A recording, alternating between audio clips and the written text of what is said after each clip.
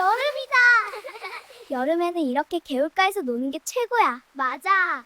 모내기만 아니면 매일 개울에서 놀 텐데. 우리가 상상하는 조선의 여름의 모습은 이렇지만 조선왕조실록 속 여름의 모습은 조금 다릅니다. 어머니, 이번 모내기는 언제 하게 되려나요? 글쎄다. 못이 다 말라 먹을 물도 구할 수 없으니 올해 농사는 글렀구나. 옆마을에는 돌림병까지 돌고 있어요. 사람도 소도 모두 쓰러지는데 의원도 손을 못 쓴다 해요. 여름이 너무 무섭구나. 조선왕조실록 속 여름의 기록은 더위로 고생하는 백성들의 이야기로 가득합니다. 그런데 조선 평민들이 여름을 괴로워했던 것은 더위 때문만은 아니었습니다. 더위보다 그들을 더 힘들게 한 것이 있었습니다. 바로 물이었습니다. 조선왕조실록에 기록된 가뭄제의 178건을 월별로 분석한 연구에 따르면 가뭄은 모내기철과 겹치는 4월에서 6월 사이에 120건이 발생했습니다. 여름 가뭄이 오면 논이 말라 모내기를 할 수가 없었습니다. 모를 제때 심지 못하면 그해 가을에 곡식을 거두지 못하게 되죠. 그렇게 되면 다음 해까지 굶주린 채로 보내야 합니다. 그렇게 여름 가뭄은 기근을 불러왔습니다. 아버지, 배가 고픈데 물도 못 마시니 죽을 지경이에요. 조금만 참거라. 여름 가뭄이 지나가면 살만한 날이 올 거야. 그런데 가뭄이 왔을 때 모든 농민이 다 기근을 맞았던 것은 아니었습니다. 모내기에도 순서가 있었습니다. 가난한 백성은 맨 나중에 모내기를 하기 때문에 가뭄을 만나면 가장 먼저 굶게 되니 걱정이구나. 큰 강이나 수로 가까이에 있는 전답을 가진 양반이나 분홍들은 가뭄이 와도 물을 끌어와 모내기를 할 수 있었습니다. 그러나 오로지 빗물에만 의존하는 가난한 소작농들은 비가 내리지 않으면 속수무책이었습니다. 어머니, 박지사 댁네노는 이미 모내기를 마쳤대요. 수로 가까이에 사는 막동이네도 모내기를 끝냈고요. 우리 집은 글렀죠? 그런데 강과 수로에 의존하던 농민들의 논에도 위기가 닥칠 때가 있었습니다. 여름 가뭄이 길어지면 강도 말라버렸기 때문입니다. 경상도의 가뭄이 심해 낙동강의 물줄기가 다 말라버렸구나. 이를 어찌하면 좋겠느냐. 죄인을 석방하셔야 하옵니다. 선왕조께서도 비가 오지 않아 근심할 때 죄인을 석방했습니다. 하늘의 노하심이 풀려 얼마 지나지 않아 비가 내리는 효험이 있었사옵니다. 그게 무슨 말도 안 되는 소리더냐? 죄인을 석방하는 것과 비가 내리는 것이 무슨 관계가 있단 말이더냐? 가뭄이 시작되면 평민들은 농사를 짓지 못하는 것뿐만이 아니라 물가 폭등으로 고통을 겪어야 했습니다. 아저씨, 쌀 한 대에 얼마예요? 1.6립이다. 아침엔 1전이었잖아요. 이렇게 오른 게 말이 되나요? 돈 없으면 저리 썩 꺼지거라!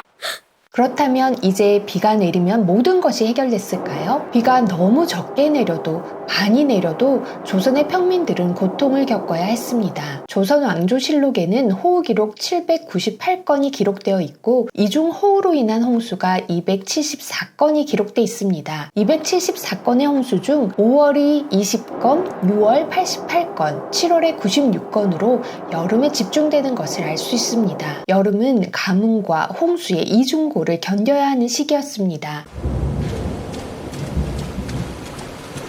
언니, 어떡해요? 소가 떠내려가요. 지금 소가 문제가 아니다. 사람부터 살고 봐야지. 어미 곁에 딱 붙어 있거라. 1723년 7월 전국적으로 홍수가 났습니다. 충청도에서는 민가 1000여호가 떠내려갔고 익사한 사람이 수천 명이 됐습니다. 경상도에서도 1000여호의 민가가 떠내려갔고 익사자가 1000명을 넘었습니다. 전라도의 고을은 물에 떠내려간 것이 수천호였고 익사한 사람은 그 수의 반이나 됐습니다. 그렇다면 가뭄과 홍수가 끝나면 안심이었을까요? 아닙니다. 큰 물이 지나간 자리에는 진흙과 오물이 남았습니다. 어머니, 썩은 내가 진동을 해요. 큰 물에 오물이며 죽은 짐승이며 다 섞여 내려와서 그래. 그래도 우리는 살았으니 다행이지 않느냐. 이 물로 어찌 밥을 해먹는데요.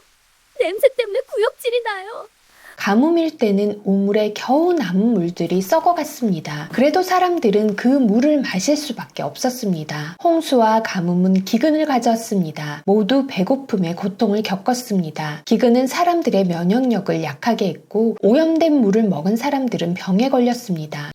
어르신, 마을에 굶어 죽어가는 사람들이 많이 있습니다. 그런데 더 걱정은 그 사람들이 또 돌림병에 걸린다는 것입니다. 기근이 든 후에는 반드시 전염병이 있다. 조선 사람들이 말한 전염병은 하나의 병으로 규정될 수 없었습니다. 여러 가지의 전염병을 돌림병이라고 불렀습니다. 학질은 모기를 통해 전염이 됐고 두창과 홍역은 사람을 통해 전염이 됐습니다. 또 정리와 괴질은 더러운 물이나 음식을 통해 걸리는 병이었습니다. 전하, 평안도 용천에 돌림병이 돌아 죽은 사람이 벌써 1600명이나 됩니다. 분명히 며칠 전에는 670명이나 하지 않았느냐? 왜 일이 늘었단 말이더냐? 이듬해 1525년에는 평양에서만 5천여 명이 죽었습니다. 그리고 1821년 8월 이름조차 붙이기 어려운 병이 찾아왔습니다. 사람들은 이를 괴질이라 불렀습니다. 현대 의학명으로는 콜레라로 추정하는 병입니다. 어머니, 우리가 강가에 살아서 괴질에 걸렸으니 산으로 피적가요.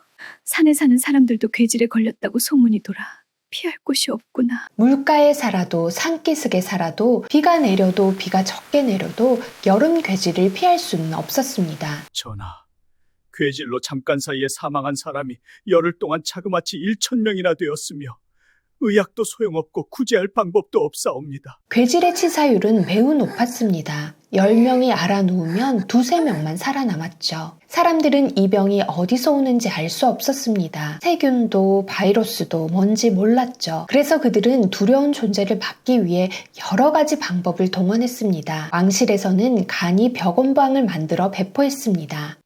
내 곁에 오면 괴질에 걸리니 저리 썩 물러가거라.